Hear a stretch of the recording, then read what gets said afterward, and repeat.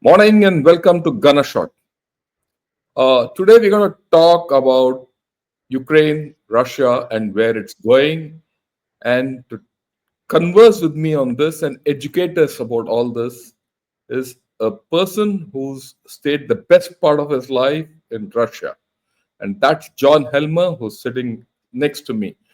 Morning, John. Welcome and joining in on Gunner Shot. I see we are living in interesting times with Trump behaving like a porpoise, jumping up and down. And a very good morning and a good evening to you. How are you doing today? Thank you for having me, General. I'm very happy to be here and to listen to your questions and have a discussion for your audience. It's interesting and fresh for me to talk to an Indian audience. So you fire, I'll run away. Thanks. But before that, I'd like all the Indian audience and whoever is going to see this podcast understand where John is coming from. So let me go back to that little picture I showed earlier. Mm-hmm. Uh, John has been dancing with the bears for the best part of his life. And he's Well, I don't someone know. who's, Not sure it's the best part of my life, but it's the last 30 years of my life. Yes, yeah, as you that's can see, that's a as you large can see part. from As you can see from the picture that you put up on the from the website, Dances with Bears, my hair was black then. It's gray Okay, now. So time flies. time flies. Yeah. Right. Uh, he's run an independent agency from Moscow, and he knows about what's going on in from a Russian viewpoint very intimately, and he's tuned into the politics of Russia as well as the West. Right. Uh, why did I get him over here? See, most of us look at the Ukraine war and discuss it from two perspectives. One, the first perspective is the Western perspective and all the information or misinformation which comes from there. The second, a Indian perspective, which is at times very biased towards Russia because of our deep links with Russia. Rarely we have had a person who who's in Russia, who's been in Russia, who stayed the best part of his life, a long part of his life in Russia, who understands Russia and who reports from Russia, and does political commentary from Russia. And I've been in touch with John for ever since the Ukraine war has started, and I find his views very, very, very, very incisive and deep as far as Russia, US, and the rest of the world are concerned. And that's why I invited him over here. Right. We're going to discuss the Ukraine war, where it's going. With the way things are, with the way Trump is in a hurry to finish this war one way or the other, the repercussions are grave. Right. From an Indian perspective, we always felt, John, that this war was not required. In fact, we find that this war doesn't have a clear ending. It was not, and it doesn't have a clear victor. No one's going to win, and everyone concerned is going to lose. And from our own viewpoint, we have deep relations with Russia. We have deep relations with USA, and our issue is that look, this war gets the world away from China, which is not only our problem, which is probably an international problem. With this background, I'd like you to give a perspective to us as to where do you see this war going? Do you think this will finish? Do you think Trump's proposal will, see the light of the day? And do you think where does Europe go and all that? Just take off. Well, you've said a number of things, and some I agree with and some I don't. So let's start with the parts I don't agree with. First of all, this is a war that was forced on Russia uh, in February 2022. The history of the European and American war to destroy Russia goes back to the so-called anti-communism of the British Empire, or the anti-Russianism of the British Empire in the 19th century. But principally, this war is a continuation of 1945. From 1945 on, the Allies, particularly the Anglo-American combination, and then the Anglo-American and NATO combination, have sought to damage, sabotage, divide, break up the Soviet Union, make sure that there would be no subsequent Russian-German combination that would dominate Europe in such a way as to preclude the US victory, as they claim it, in World War II. The methods by which these allies, the so-called West, have fought the Soviet Union, and then since 1991, the Russian Federation, have changed over time. And during that time, as all your audience understands, and as you certainly understand, the NATO alliance crept closer and closer to the Russian border and increased the degree to which the alliance was capable of inflicting nuclear damage and destruction on Russia. When the period of the 1990s failed to produce the destruction of the Russian economy, which the Americans had sought through the Yeltsin period, when the breakup of the Soviet Union was not followed by the breakup of the Russian Federation, when the Chechen War, or the Caucasus conflicts, failed to destroy the Russian Federation.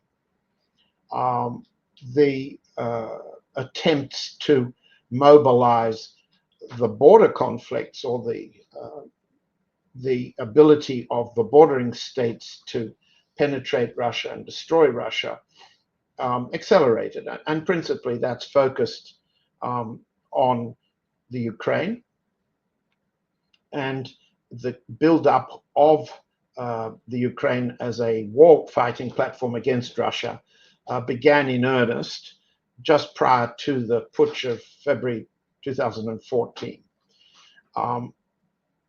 During that run-up, there was all sorts of attempts by the Russian leadership, then President Putin and President Dmitry Medvedev, to pacify, ameliorate, appease, negotiate, and remediate the pressure on Russia from the Ukraine. And that led to, I think, a degree of underestimation in Moscow of the build-up, the American build-up in the Ukraine as a war-fighting platform. The underestimation of what the Americans were capable of in the Ukraine and in Kiev materialized during the Winter Olympic Games in Sochi prior to February of 2014, when the Russians were caught celebrating when the Americans were preparing a putsch in Kiev. That began with the so-called Maidan demonstrations, which were manipulated and made to look as if freedom-loving Ukrainians were shot down by Viktor Yanukovych's special forces. This is completely false. What happened was a series of marksmen fired from buildings, killing people, the demonstrators, and making that look to have been a Yanukovych operation. It wasn't. In any event, the story is well known that Yanukovych was overthrown, and a new regime was installed in Kiev between February and May of 2014, resulting in the so-called election of Poroshenko, the first president of the new US-directed, NATO-directed Ukraine. From then on, what we have is a steady march into war, first civil war in the Ukraine, as the eastern Ukrainian provinces, oblasts,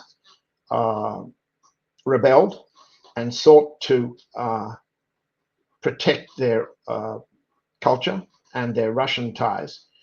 As you know, the Crimea was taken over and resumed as a Russian province as a direct result of the putsch in February of 2014.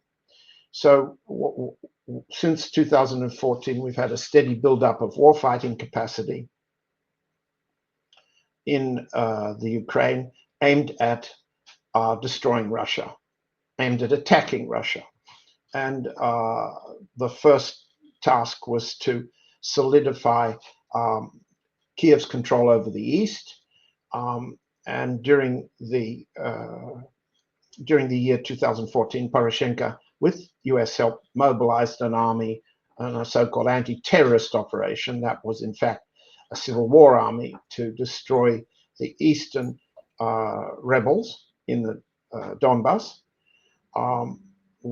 As that was going badly militarily against the Lugansk and Donetsk militia and volunteers, the plan was devised of shooting down a civilian airliner and making it appear to have been a Russian operation.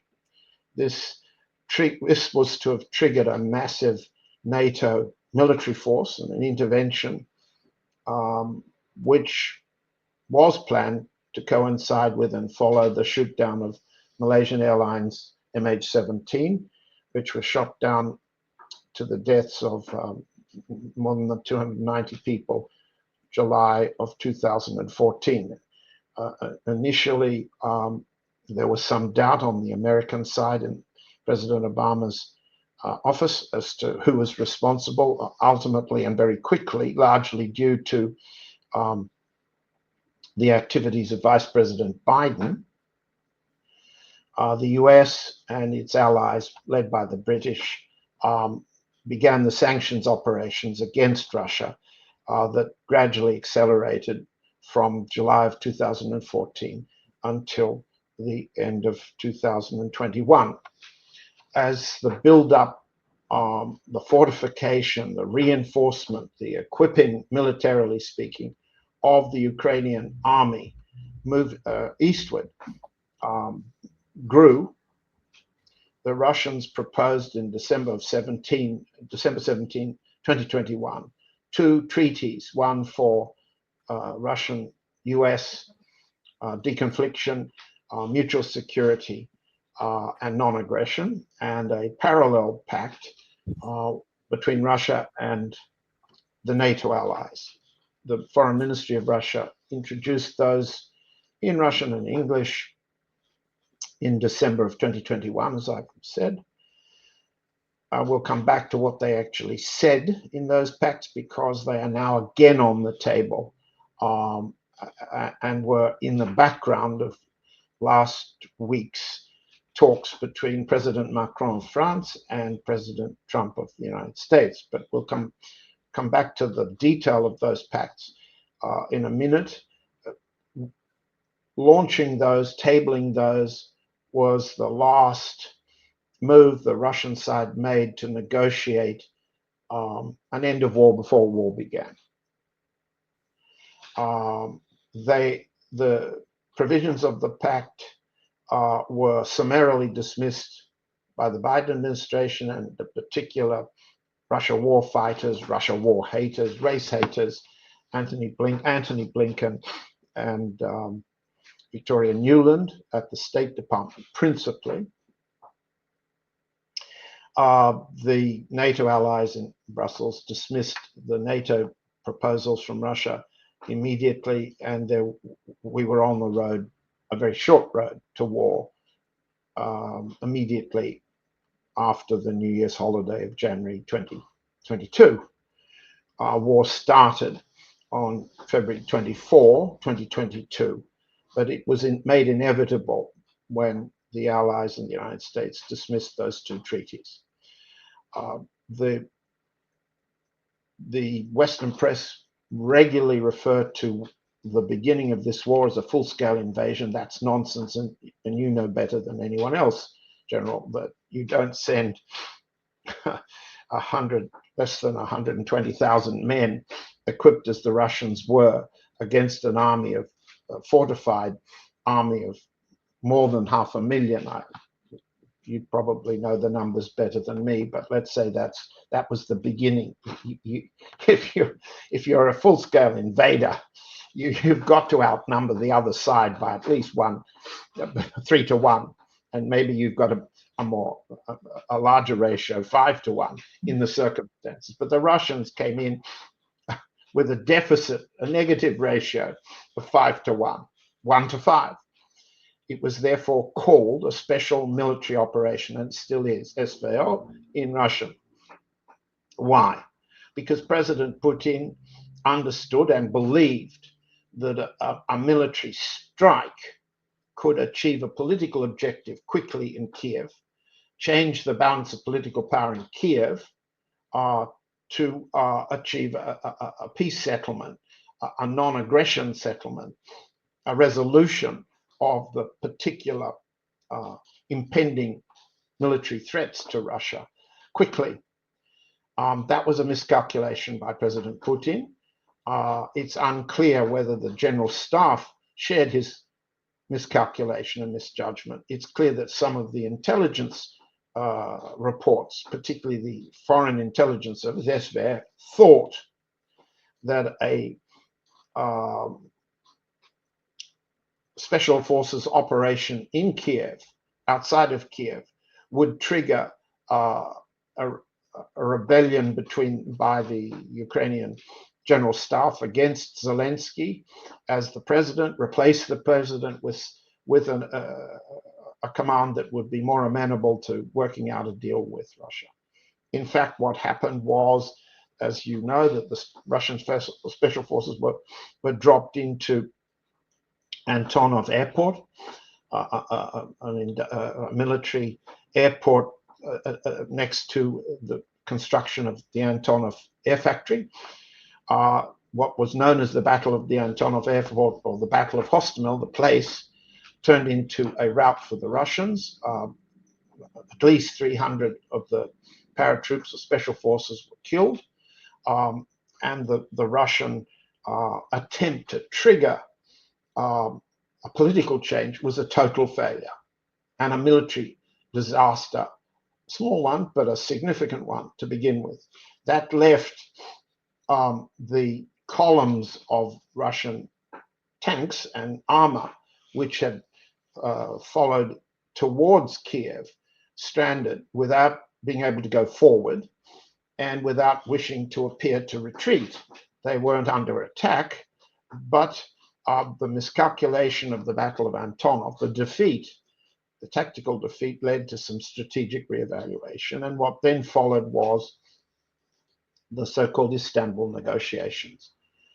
Those ran through March, a month later, into April of 2022, hosted by President Erdogan of Turkey in Istanbul and mediated by a Russian oligarch named Roman Abramovich.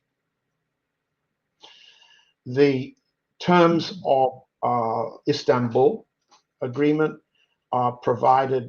were apparently initialed and agreed by the negotiating parties, but subsequently repudiated by both sides. I know that many people think that it was Boris Johnson or the United States which persuaded Zelensky to backtrack and repudiate the terms.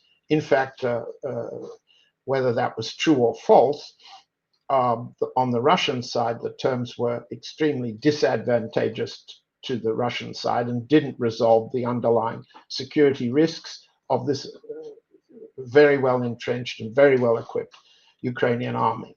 It didn't resolve the security threats to Russia.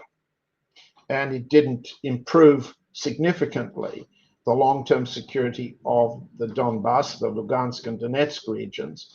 And it didn't solve the Ukrainian demand for reoccupation of Crimea. In fact, it was a time-buying treaty or an agreement, which ultimately was rejected by both sides. So by April of 2022,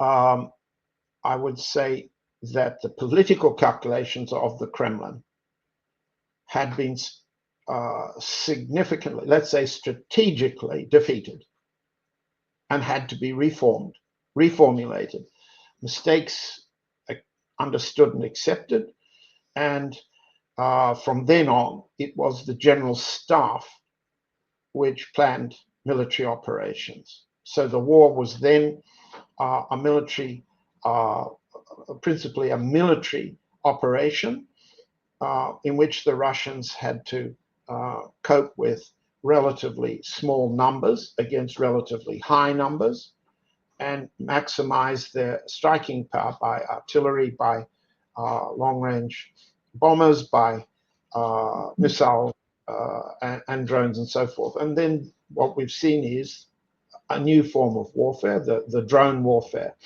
begin to accelerate and change the way in which the battlefield has been contested on both sides.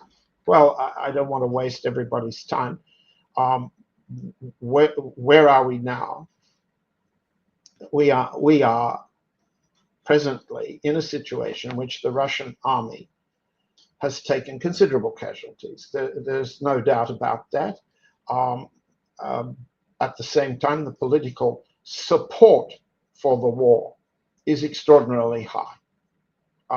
The Russian casualty number is more than 80,000 in 3 years. This is a huge number. Second, the political support for President Putin's performance as president is higher than 85% and stable. This is an extraordinary political combination of blood plus political stability in a time of inflation. This combination just usually topples governments everywhere else in the world. It is not in Russia. Why? Well, from a Russian point of view, this was an existential war, and it still is. Russians understand that the West has wanted to destroy Russia by every possible means, impoverish it and destroy it by means of a fifth column. That was Boris Yeltsin and his US privatization teams. When pauperization didn't work, the build-up of a hostile warfighting platform in the Ukraine began. So from a Russian point of view, the two objectives of the special military operation are existential. They must support the long-term survival of Russia in a very hostile world. The first objective is the demilitarization of the Ukraine, so it can never threaten Russia as it was, as it built up between 2014 and as it was planning to do in 2022. Demilitarization, we can come to in a minute, because we can measure who is winning, the point you raised, Ravi, at the beginning, against the objectives of the operation, the strategic objective. The second one as President Putin has said, and as everyone has understood and repeated for these 3 years, is denazification. What does that mean? It means that the race hatred that has been fostered principally by the British and Americans on the part of the regime in Kiev are duplicating the way in which the German army fostered race hatred against Slavs, against Jews, and against Poles between 1939 and 1943, when the Germans were defeated and had to run away back to Germany. That race hatred is Nazi in its character and in its symbols and its history. Let's not waste time going through the Ukrainian history, because they're on the run, they're being defeated. The problem is how to solve the fascist mentality. An Indian audience understands a great deal about how you fight a racist occupier. So I don't presume to tell you what you already know. You know it's not easy to achieve, and it can take generations. However, here we are now. what we are achieving is a relatively slow, casualty minimizing drive westward by the Russian forces, westward towards the Dnieper River, with deep missile, drone, and air attacks on the west of Kiev towards the Polish border to reduce the capacity of the Zelensky regime, let's call it, to continue to fight. That's been slow, and many Russians think it should have been faster. But in terms of achieving demilitarization, Russia is winning without a doubt.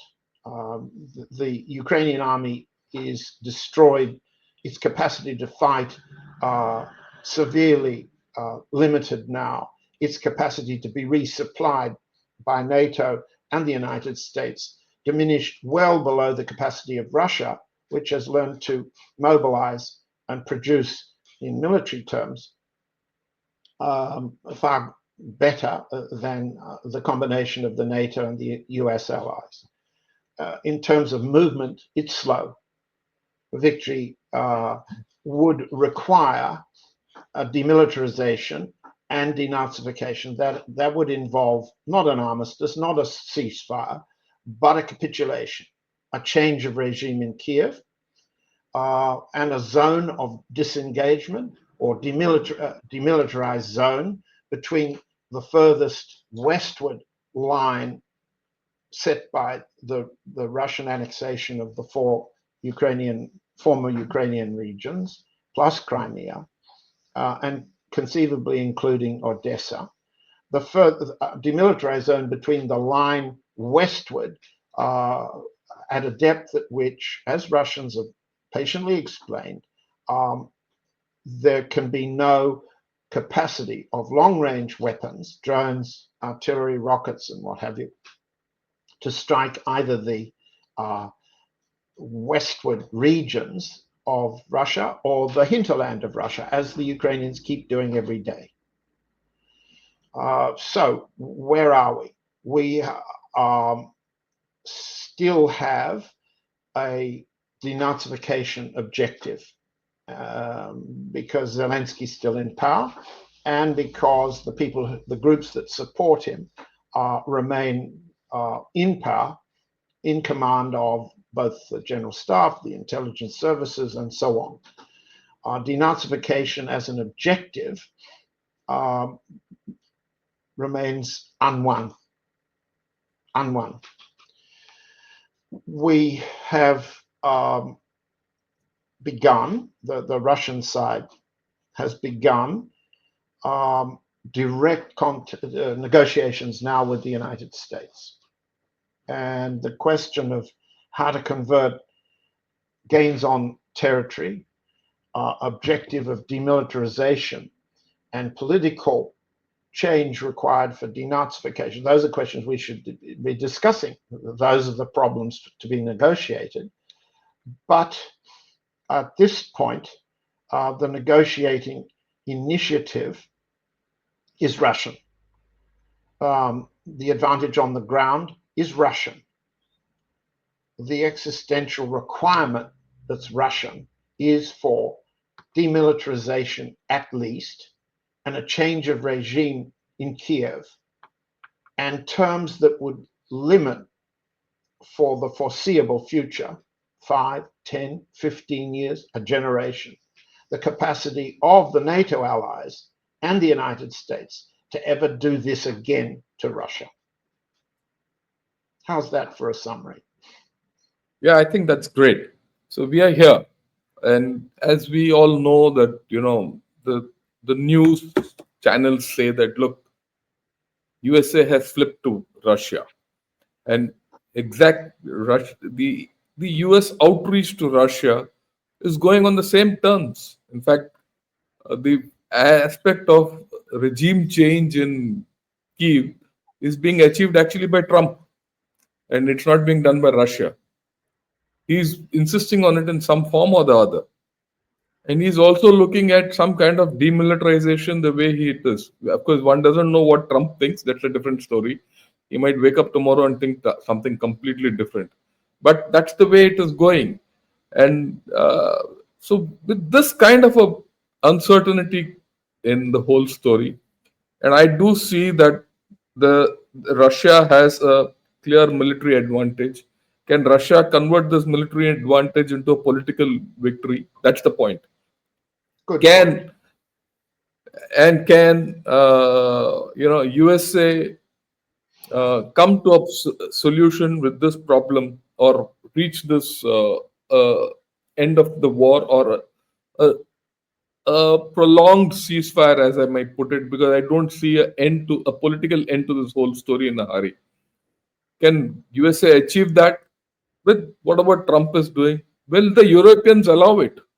Because with a change in political scene in Germany and things like that, and the way Macron has started giving his comments, will Europe allow this to reach some kind of a political stalemate, ceasefire, where at least the level of fighting goes down, and some all-round political objectives are met. Some That's the way I look at it. Will it tamp down overall? Will the Ukraine-Russia war tamp down? Where does it go from here? Give me your views on that. Well, let me begin slowly and collect my thoughts. In the first place, Yeah. It's useless to attribute thinking to President Trump. I'd say he is he has displaying various kinds of cognitive disability, not dementia like his predecessor. That was dementia related to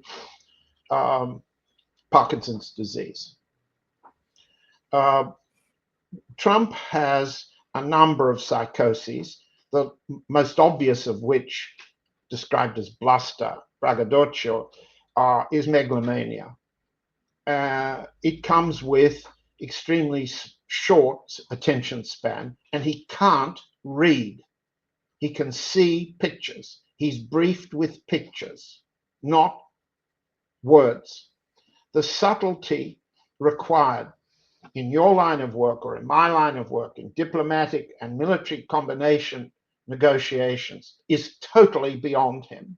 And you can watch his inabilities, incapacities, incontinence, cognitively speaking, during the press conferences, the two of them, that were held with President Macron at the White House earlier this week, on Monday. What Trump has is a political drive, which is very understandable. Revenge first. Revenge for the humiliation, revenge for the pain, revenge for the suffering inflicted on him by the previous administration. Second, and connected to revenge, is securing himself, his family, his fortune, and his supporters from losing what they've won in 2, 3, or 4 years. Third, that requires purging his enemies. I've been in governments where one simply has to remove the intelligence chiefs and some of the military service leaders because their loyalty was to the previous administration. This was my experience in the Prime Ministry of Greece during Andreas Papandreou's time in the 1980s. Trump is doing all of those things, but at the same time, he's got 2 layers of appointees. One group, I call them the Confederates to refer to the Civil War, who share white supremacy as an ideology and white racism as a political doctrine, which they believe they've succeeded in getting themselves elected last November and inaugurated in January. This means that their principal target is not a white target, but a yellow one. It's China. Underneath this group, there are war fighters of a different character, and one has to look very carefully at the way in which the bureaucracy is being assembled on the part of the Trump administration to see where they come out on fighting war against Russia, fighting war against China, relations with India, and so forth. When you look at the people, and I won't bother your audience, they can read the Dances with Bears website for the names. I won't bother with the names. Let's just say that the structure of the layer underneath the Secretary of Defense, underneath the level of the Secretary of State, underneath the White House, the structure of these appointments in the Office of Management and Budget that oversees military spending and purpose. I was once in the Office of Management and Budget. I know how it works. You know how it works. The directors of the departments responsible for military spending are all war fighters against Russia and China. Second, you find the chief strategic planners and the planners of special operations who've taken over the Pentagon, including the new chairman of the Joint Chiefs of Staff, are special forces, a Spetsnaz man, a gunman, a cutthroat. This is a special branch of the military, and it's risen to power in England, it's risen to power in Australia, and a few other places.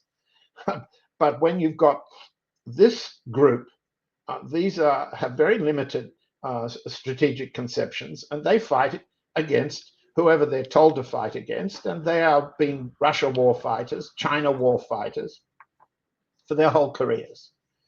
I don't see under the Confederate level, that's Marco Rubio, the Secretary of State, Peter Hegseth, the Secretary of Defense, and Michael Waltz, the National Security Advisor. I don't see at the layer underneath them a commitment to ending the war with Russia and providing the kind of reciprocal security guarantee or new security architecture for the United States and Europe that the Russians would like to see. Second, we have got next to the psychotic part of Trump's brain is the money part of Trump's brain. He can't read words, but he can count.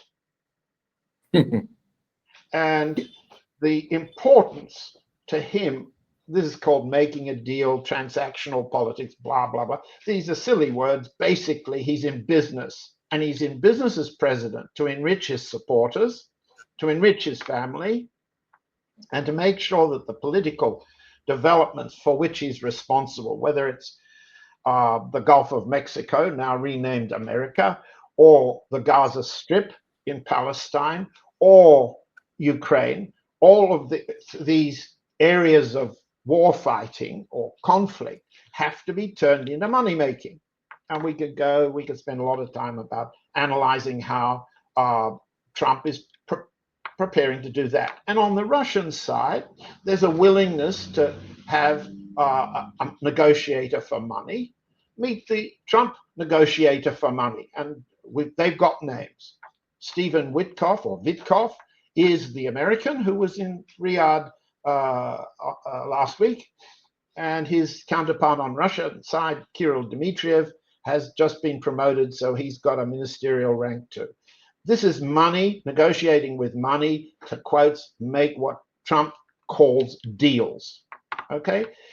Some of Trump's, how to say, sloganeering presentation is nonsense. He doesn't understand there are minimal rare earth mineral deposits in the Ukraine, and the major minerals that Ukraine is rich with, iron ore, coal, for example, oil and gas potentially, are all in Russian-controlled Ukraine. Okay, let's leave aside the nonsense that appears in Trump's sloganeering. What he wants is clear: money, deal-making on the one side, and relief of the US commitments to white Europe, including the war in white Ukraine, so that the US resources can be redeployed against the yellow world, to put it rather crudely. Second, he needs to do it, quotes, quickly, because he thinks his presidential approval rating depends on it. And he's right. So what he's done in a month is what I would have advised Jimmy Carter. I was in that administration years ago. You've got to act quickly to capture the initiative, because your enemies will line up in Congress, your opponents, the lobby groups, they'll all eat away at you if you don't move fast. And at the same time, you've got to purge your real enemies so they can't come and hurt you, at least not for a while. Trump is doing all of these things. They're being done for him by these two layers of appointees and officials. Okay, that's what's happening. Out of that, I've called it akasha, the Russian word for porridge, mess. I'm sure everybody in India has just had a breakfast of it. It's a mess and not a tasty one. It produces conflicting public statements from officials who want to make sure that their bottoms are firmly attached to their seats before somebody else steals their seats. This is normal politics. They behave normally. The result is confusion, conflict, contradiction. But out of all of this is something progressive from a Russian side.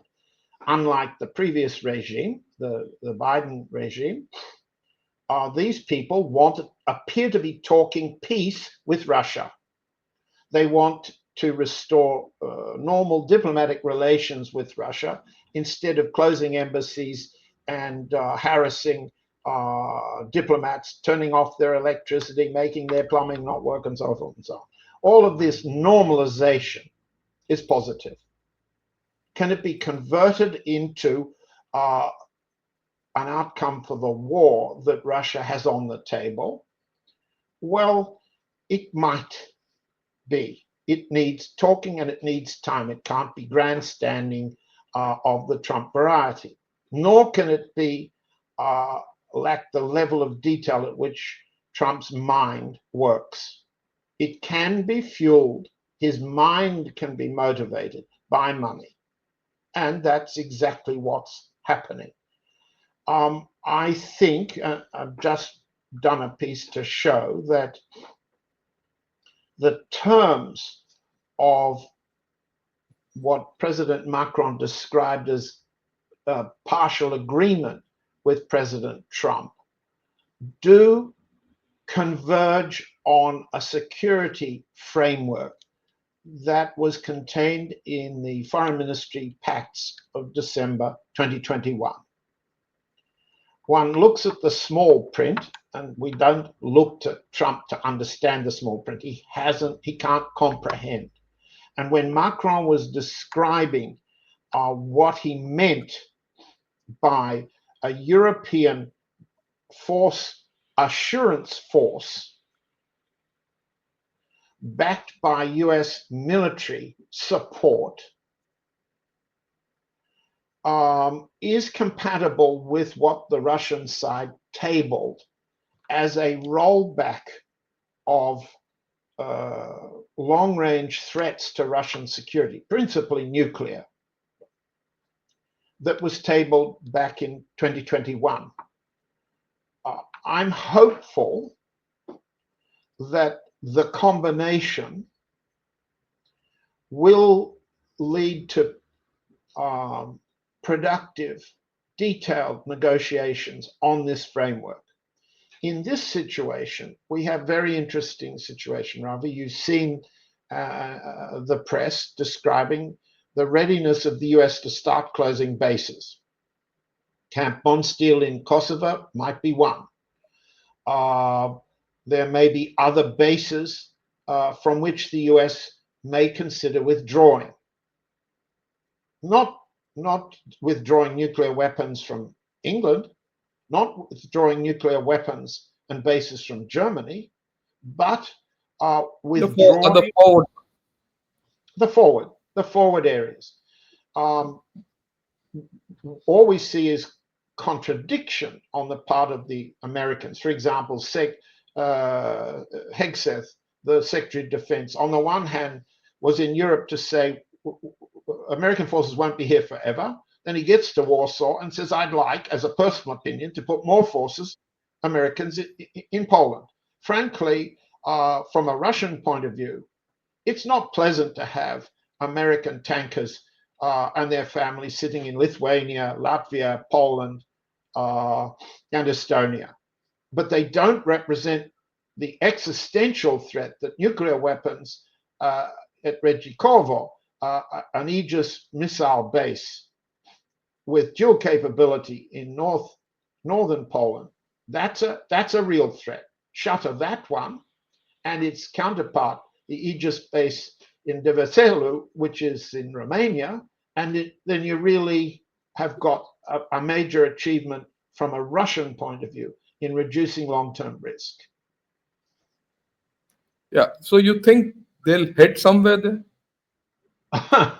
Oh, come on. We can go to the horse races and be more. I like that. Uh, Simile. in your experience, you've had a lot of experience advising civilians on, can they convert a war, a victory in war, into a durable political settlement? I'm not going to try to say any more than your experience tells you. Look, I don't believe that the United States has ever been governed in sequence by somebody who's demented and somebody who's psychotic. Yeah, I agree with you that the United States for the past 8 years has got leadership, which is actually quite strange. You know, someone with dementia and someone with the qualities which Trump has, and all the best to USA for whoever they select and elect and put them as leaders. But given the situation we are in, actually, don't you think that the contradictions presented by the USA actually make space for some kind of a settlement by Russia? Because at this point of time, even Russia has started responding to the financial angle which you outlined so very nicely. And the warmongers seem to be more interested in going, focusing on China than on Russia. And a combination of this two factors, turns the lever to some kind of a uneasy peace or a cold war which will settle across this border. Look, I agree with you. And let's both of us agree on hope first. Second, I entirely agree with one of your earlier programs in which you've said, from an Indian point of view, and Mr. Modi was in Washington recently and can more than capably analyze what he saw. He knows Mr. Trump better than most foreign leaders. You said, and I agree with you, that whatever the situation in the United States leadership is, one takes one's opportunities to advance one's own national interests, whether they happen to be Indian or Russian. Okay, so that would frame the question a bit differently. On the other hand, I address the question directly. You have to spend a long time, maybe a lifetime and a half, in Washington to understand the way lobbying and Washington politics work. And it's a primitive notion, very primitive, to believe that money turns into political power in Washington. The Arabs, the Arab kings, the sheikdoms believed from 1940s on that if they cozied up to the American oil companies could mobilize sufficient money to persuade first Franklin Roosevelt and then Truman and then Eisenhower to not agree to the Israel lobby, the Jewish lobby, the creation of an expanding state of Israel. They made a fundamental strategic mistake, the Arabs then, and they go on making that mistake. I see over the years in Russia, since I was since in 1990, let's say, but the previous decade when I was engaged with the Greek government had a particular view about using the Greek Americans to lobby for various protections from the overthrow that the Reagan administration aimed at my Prime Minister, Andreas Papandreou. That never worked. It didn't work. The Armenian lobby thinks that they can mobilize to persuade the political and military leadership to go to be contrary to Turkey. That never works, no matter how rich your diaspora is. And this is an Indian matter too now. You know that very well. So when the Russian side thinks it can hold out money, billions of dollars, and President Putin called a reporter in to show this billion-dollar worm to the fish on Sunday night. It's a doctrine, it's a theory of how politics work in Washington. And it ignores strategic reality. It ignores that the United States has a strategic commitment, whether it's Jews, Catholics, Irish, doesn't matter where their origins are. The United States will not accept the loss of Europe to some combination of Germany and Russia. They won't. Empires don't do that. The United States isn't going to do that, no matter how much gobbling of these billion-dollar worms the fish are motivated to bite. So what you can do, what we can do as old men looking back at our experience, is you can buy peace and lives for a certain amount of time before some underlying things will change the pieces on the board that we've created. So I don't have philosophically a view about achieving peace for very long. I do have a view that politicians make military mistakes and military men make political mistakes, and people are wishful thinkers because life's short and we want better for our children and we want better for our countries.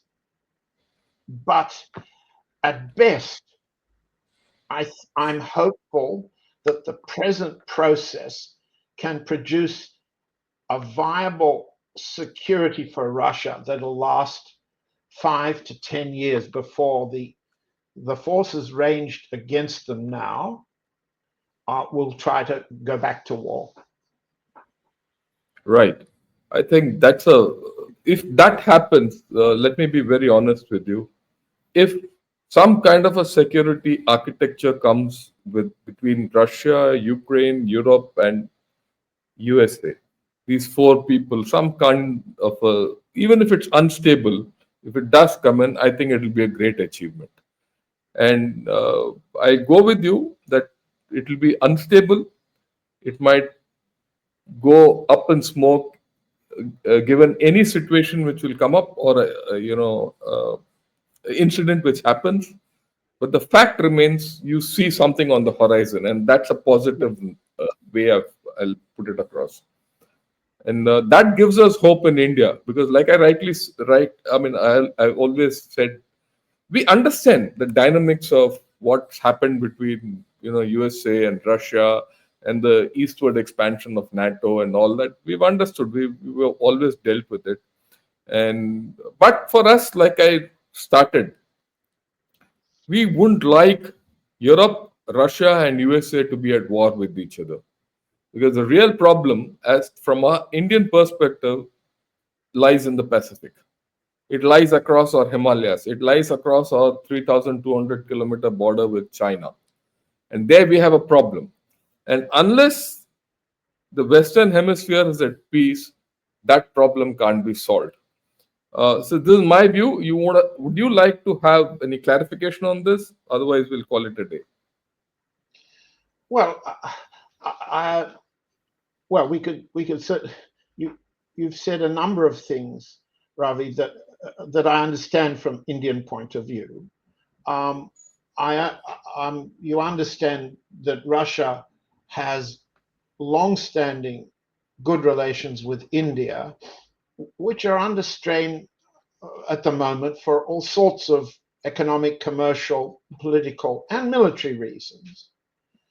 Russia has also a good relation, a strategic relation with China, and does not believe that China represents the kind of subjugating force that perhaps some of your listeners believe India is threatened by. Russia has to convince China now that it will not betray its commitments to China as the Chinese may think Russia betrayed Bashar al-Assad in Syria in the last weeks of November and December. I understand. And you watch the Russian foreign minister briefing the allies, first in Johannesburg, and then he went to Iran, and then he is moving around the world to brief on what deal Russia or what terms Russia can come to with the United States that will not betray Russian commitments. At the same time, President Putin has had a good telephone conversation with President Xi Jinping, and I'm sure that I don't actually know what contacts there have been between Mr. Modi and Mr. Putin, since both of them have been having the meetings they've recently had. But if you begin with the notion, which we share, that a major war in Europe is bad for everybody, that a major diversion of American warfighting towards China is not necessarily a benefit to India, that a better security structure, architecture, I think is the term in the newspapers, for Europe, which might then be translated into a security architecture for the Persian Gulf, which Russia has already proposed, but which Trump and his Israeli friends are planned to destroy. If that's another war against Iran, which the Americans and Israelis aim to fight, and that's not good for India or anywhere in the world. But what we might hope for is that an optimism about negotiation for security architecture is what we have on the table now. And I think Macron shows his capability, but he's not as important as Germany, and Germany is a kasha porridge all by itself. Let's see how Germany pans out. It'll come out in the next 2-3 weeks. How Germany comes out. Oh, maybe of longer. Its own mess. Maybe longer. Maybe longer. Because basically Germany split in half. East Germany elected AfD and the left. Western Germany elected Merz. The country split much like Poland is, and split also in its appreciation of where existential threat comes from. Yeah, I go with you. We are living in interesting times. Like you panned out a certain architecture and your view of what's likely to happen in the Pacific and the Indian Ocean, in the Indo-Pacific. We are aware of all you've said, what you said. We know where it is. But the only thing is, we've been successful in handling USA. In fact, you'll be surprised. We've been more successful in handling USA over the past 50 years than many other countries tend to believe or think also. Because USA has a habit of backing the wrong horses always. And they backed the wrong horse in Pakistan. They backed the wrong horses all over. It's now they're coming down to our way of looking at things. In fact, they backed China the last 2 decades, and that's where they are. But for us, we are very clear. Our biggest problem today is China, and for many reasons, right? And very justifiable reasons. So our biggest problem is with China, and we'll take on anyone who's prepared to, handle China the way we do it, or from our interests. And of course, we are living in a highly nuclearized environment, day in and day out, with Pakistan next door. And we also realize that if Iran goes nuclear, you're going to have a nuclear quadrilateral here. And so let's see how things move. And maybe someday I'll explain to you our own perceptions of this entire thing. Or maybe in our next episode, you quiz me of what our security paradigm is, and I'll explain it to you. I look I forward to think, that. I think that I would also like, maybe next time, for you to explain to me how military strategy should direct Indian political strategy, yeah, um, the way in which military strategy establishes certain priorities which may conflict with the politics of the day.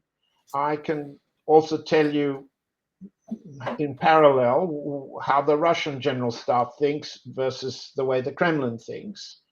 sure. And if we address then these differences as applied to the Persian Gulf, the Middle East, Pakistan, Bangladesh, Myanmar, sorry, I was going to give it its colonial name, and so on. Each one of these conflict zones requires a different combination of military thinking and political thinking and economic Yes, thinking. yes, sure. So we'll look forward to our next talk where we'll go a little away from Russia and Ukraine and spread over the rest of the world. Till then, John, looking forward, had a great conversation with you. Until next time, and thanks to all the viewers. If you guys like this conversation between two mature people who have the capacity to sit and think, like this video. And of course, if you like it, do subscribe to Ghana Shot. And also have a look at what Dances with Bears is all about. You'll get a different view from a different angle. Thank you, and good evening, or good morning, or good night, wherever you are. Thank you. Thank you very much. Until next time.